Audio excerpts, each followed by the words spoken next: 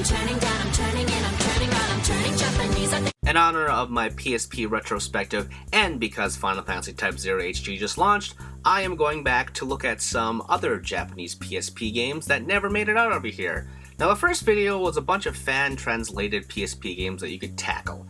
These ones have no patches whatsoever. Well, some of them kind of do, but I'll get into that. Anyway, this is part 2 of games that I really want to see released, or that I want fans to make patches of, but I'd like an official release more so I can actually put money into it. Anyway, let's get into it. First is Danball Senki Boost.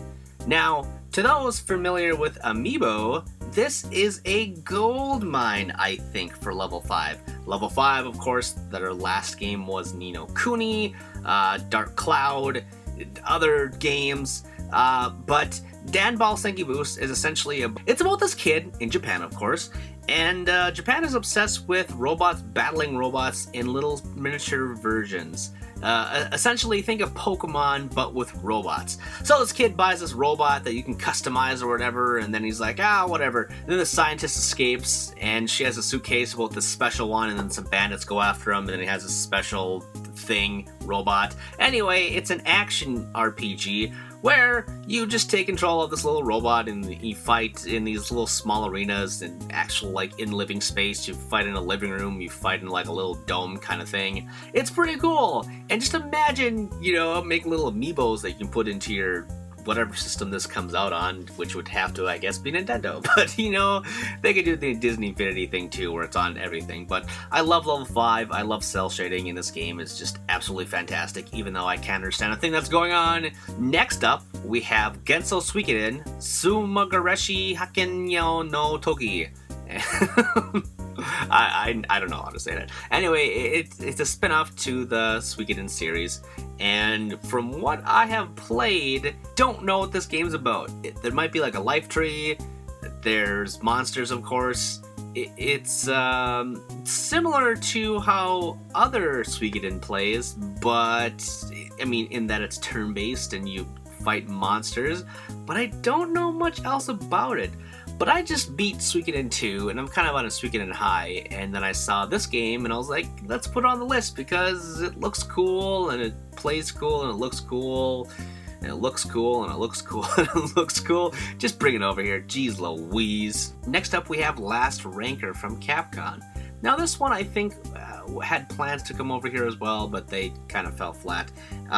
Now, the story, bear in mind, I'm taking this from Wikipedia because I absolutely have no idea what's going on here. There's some Native American influences. I think it's about Bounty Hunter as far as I played. It's turn-based RPG combat. But here's some context. In Last Ranker, warriors are ranked by how they perform in battle by combat organization called Bazalta, which is headquartered in a city called Ganondorf. Something. The protagonist of the game was a man named Zig, who is part of a group of wanderers called Cantalara, and decides to leave his group and head to Gondor, join Bazalta, and make his way to the top.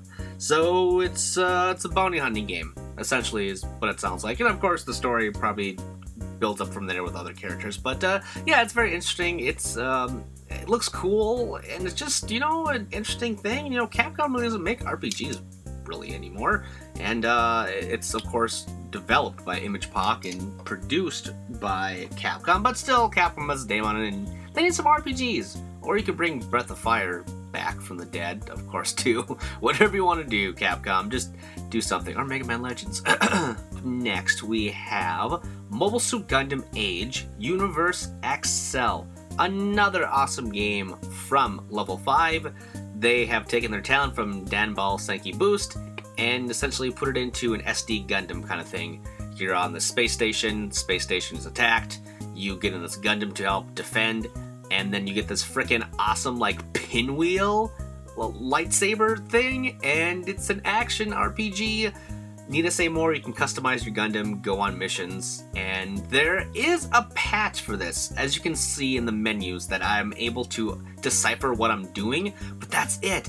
No text or anything, but it's easy enough to, like, scramble through, and I really just want to play the entire thing, because it doesn't seem like I really need any more context besides me knowing that, there's bad people, and I'm in a Gundam, and I can destroy it in a colorful cel-shaded universe by level 5? Thank you. Please. More.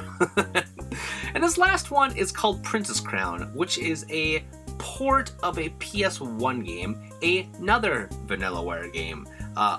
Two games have never come over here, which is Princess Crown and Grindin History. Now, Princess Crown is about a princess, and she has a crown. Now, it's about a princess, and you're going out. It looks very, very similar to Odin Sphere. Very early. It's their first game, essentially. And you're just going out there, fighting monsters, doing the stuff, doing your princessly duties to avenge stuff. I'm not quite too sure. But either way, it's Vanillaware, and of course I want it. And even though it's a PS1 game, I still want it on the PSP or Vita. Just for all these games, for the both 1 and Part 2, I just can't say enough good about these games. I just want them. Please. Please. Hashtag building the list at Gio Corsi on PlayStation. Let's get him involved.